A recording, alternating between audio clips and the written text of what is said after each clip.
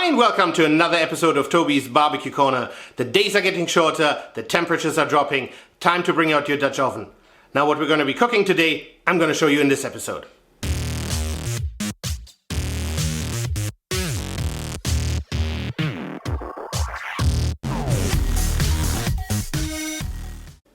And this is what we need for today. Now obviously you need a piece of meat and this is a lovely Duroc pork neck, roughly 2.8 kgs. Now I rubbed that big boy already last night with some mustard as a binding agent and some rub of my choice. Now you can do that the day off, shortly before you cook. You can do it the day before, you can even do it 2 days before. It's entirely up to you. Now as I said, I did it last night.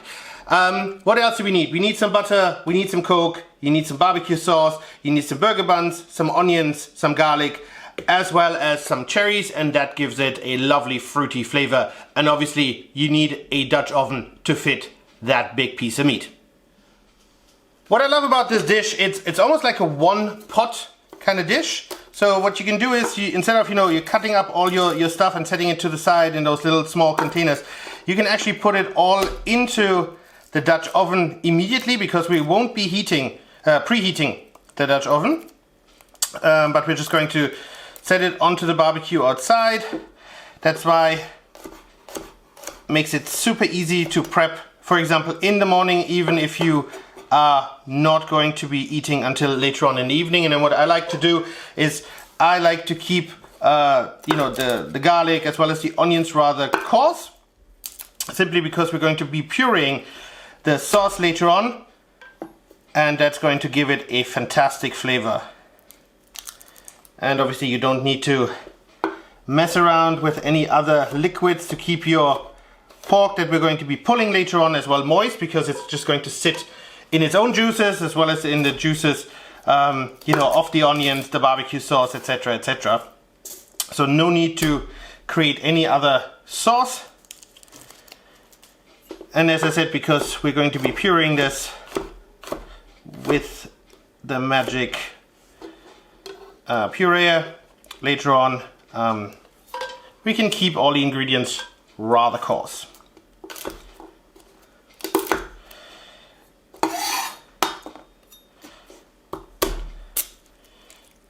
Now I did see a few videos on YouTube about people using Coke and steak. I don't know if I'm that adventurous. I prefer my steak to be cooked just to my perfection, and I don't know if I want to season it in any way, shape or form with Coke. But I guess for a piece of pork that won't hurt much. So again, as I said, we're just going to roughly peel the onions as well, and we're just going to cut them in slices like this. No need to cube it. And then into our Dutch oven. So I'm going to finish this up now, and I'll see you in a second. Right, all cut up, nice layer at the bottom, and now we're going to put in about a tablespoon of clarified butter. That will help bringing out the flavor of the onion as well as the garlic obviously as well. Next step is we're going to put in the meat. And just in case you're wondering, yes, this is a fairly big Dutch oven. It's a size 9, but from the looks of things, I may have to talk to the wife and get a new one. So, next up are our cherries. Now, what you want to do is you want to separate the liquid as well as the cherries. I'll put the liquid in as well. And then what you want to do is you want to check each and every cherry that there's the stone or the seed removed. Simply because when we puree it later on, we definitely don't want to bite on any shards. And look, there's already one, so glad I'm doing this. That was a nice example, and even though this one was put through the machine and I could see that they tried to remove the seed, it apparently didn't work out. So please guys, do this thoroughly, because in the end you don't want yourself or any of your friends or guests to bite on something they don't want to bite on. All right, well, I'm gonna finish this up and then I'm gonna show you the other ingredients. Cherries are taken care of, and guess what, guys? I found a total of 3 stones, you know, seeds. So yeah, you definitely don't want to have that in your food. Next up is your barbecue sauce. Now you can use any barbecue sauce you like. However, I opted for one that has a little bit of a smoky flavor, because obviously you do not get that smoky flavor because the Dutch oven will be closed. So no smoking on that end. So I'm using this one, but also again, you can use any barbecue sauce you like. Now this one is, let me see how much it is. This had 250 mLs, so we're going to be using 2. So you want about 500 mLs of barbecue sauce in here. Also because obviously it is a rather big piece of meat with almost 3 kgs. So you need that flavor. All right, and then we're going to top it off with our Coke. I'm going to start off with 1 liter and see how far we get. If need be, we're going to be adding more, because obviously you need that liquid in there to cook the meat.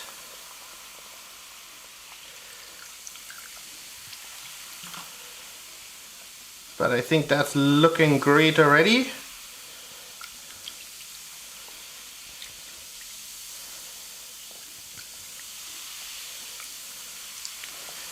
All right, yeah, perfect.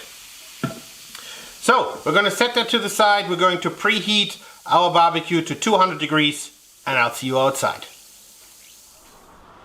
Indirect setup. This burner's on, this burner's on, 200 degrees. See you in 3 hours. Exactly 3 hours later, we've reached an internal temperature of 91 degrees. So time to take the Dutch oven off and let's have a look.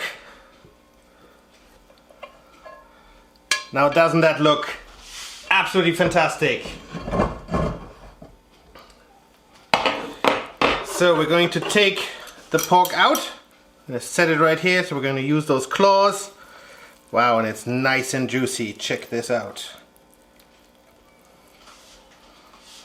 Here we go. Going to give that a couple of minutes rest, and now we're going to puree our sauce.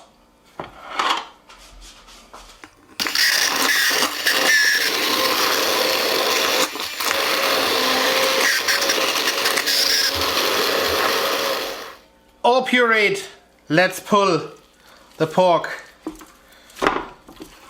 and look at the juiciness of this. Wow, check this out.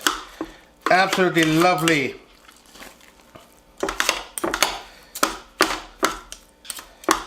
That's going to be a fantastic burger in a second. So I'm going to finish pulling this and then we're going to build the burger together. Last step before building the burger, obviously we don't want all that sauce to go to waste.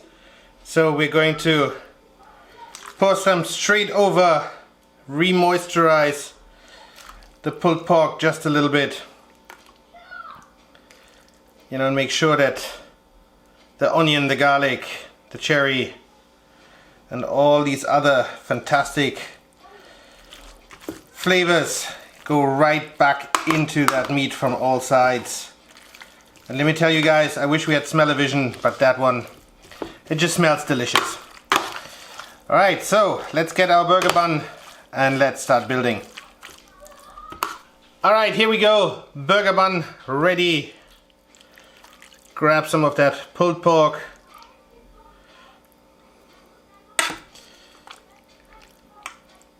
Make sure we catch some of that juicy bit as well. But look at that, guys. I think this is how it's supposed to look. And then on it. And here we go, guys. Coke and meat. I think it's gonna work, so let's dig in.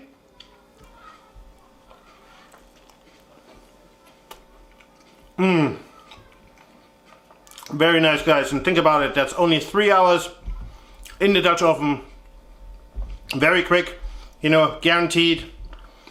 Tastes really, really nice. You can taste well, you can't taste the Coke, but I think it made it, you know, that much more sweet, and the cherries taste lovely. So we're going to be using some more of that sauce on it, and we're gonna dig in.